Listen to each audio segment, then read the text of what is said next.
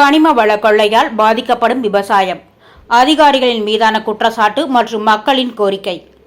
ஊரக வளர்ச்சித்துறை அமைச்சர் தொகுதியான ஆத்தூர் தொகுதிக்கு உட்பட்ட அழகுப்பட்டி ஊராட்சி தெப்பக்குளத்துப்பட்டியில் கடந்த 20 வருடங்களாக கனிம வள கொள்ளை நடப்பதாகவும், இதனால் விவசாயமும் நிலத்தடி நீரும் முற்றிலும் பாதிக்கப்பட்டதாகவும் மக்கள் குற்றம் சாட்டுகின்றனர். கனிமவளத்துறை மற்றும் வருவாய்த்துறை அதிகாரிகள் சிலரின் ஆதரவுடன் தனியார் நிறுவனங்கள் அரசு நிர்ணயித்ததை விட அதிக அளவு கனிம வளத்தை கையகப்படுத்தி வருவதாகவும், கல்குவாரி உரிமையாளர்கள் இப்பகுதியை மொத்தமாக மாற்ற முயற்சி செய்து வருவதாகவும் மக்களால் கூறப்பட்டுள்ளது. இதுகுறித்து பலமுறை புகார் அளித்தும் எந்த நடவடிக்கையும் எடுக்கப்படவில்லை என மக்கள் ஊரக வளர்ச்சித்துறை அமைச்சரிடம் மற்றும் தமிழக அரசிடம் உடனடி நடவடிக்கை எடுக்க வேண்டுகோள் விடுத்துள்ளனர். சான்றோர் குரல் செய்திகளுக்காக லட்சுமணன், உடன் செய்தி செய்திகளை உடனுக்குடன் தெரிந்து கொள்ள சான்றோர் குரல் பக்கத்தை ஃபாலோ செய்து கொள்ளுங்கள்.